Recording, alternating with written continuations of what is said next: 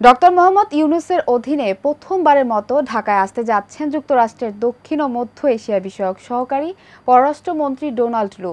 এর আগে দ্বাদশ জাতীয় নির্বাচনের আগ মুহূর্তে দেশে এসেছিলেন তিনি।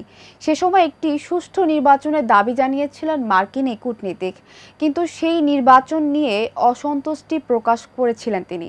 এবার অন্তর্বর্তীকালীন সরকারের সঙ্গে কোন বিষয়গুলো নিয়ে আলোচনা করবেন লু? নুর আফসারের রিপোর্টে জানবো বিস্তারিত।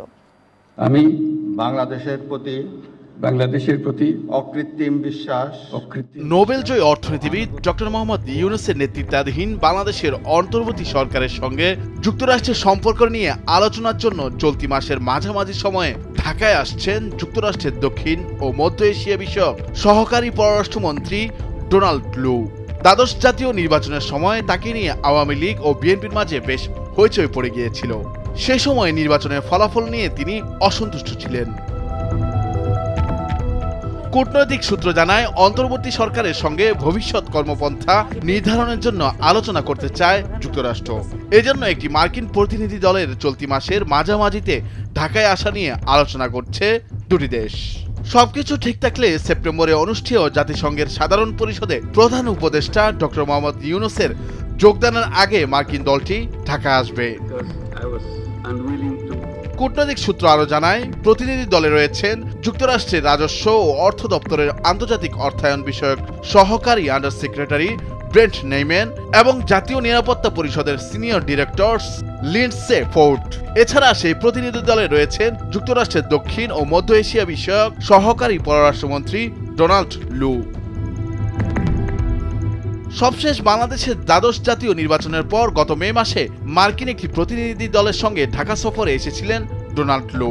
মার্কিন স্টেট ডিপার্টমেন্ট বলেছিল, এই সফরে মিস্টার লু বাংলাদেশের সরকারি কর্মকর্তা, সুশীল সমাজের প্রতিনিধি সহ আরও অনেকের সঙ্গে জলবায়ু পরিবর্তন সহ নানা বিষয়ে আলোচনা করেন।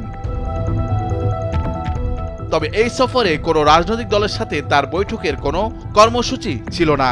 কিন্তু তারপরও ডোনাল্ড লুর ওই সফরকে ঘিরে রাজনৈতিক আলোচনা ছিল সে সময়। আওয়ামী লীগ সাধারণ সম্পাদক ওবায়দুল কাদের বলেছিলেন, লু আসছে তাই বিএনপি নেতারা আবার চাঙ্গা হয়ে গেছে, আবার ক্ষমতার স্বপ্নে বিভোর হয়ে গেছে।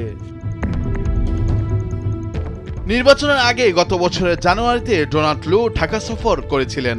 তখন তার সফরের মূল প্রতিপাদ্য ছিল বাংলাদেশের নির্বাচন। পরে তিনি শর্তহীন সংলাপের জন্য আওয়ামী লীগ ও বিএনপি সহ কয়েকটি রাজনৈতিক দলকে চিঠি দেন।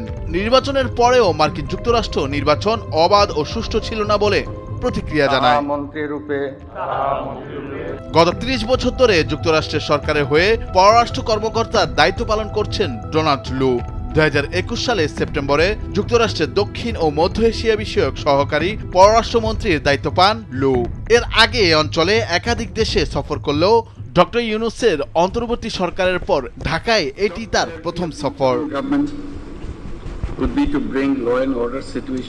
নুরুল আফসার, নিউজ ডেস্ক, ভোরের কাগজ।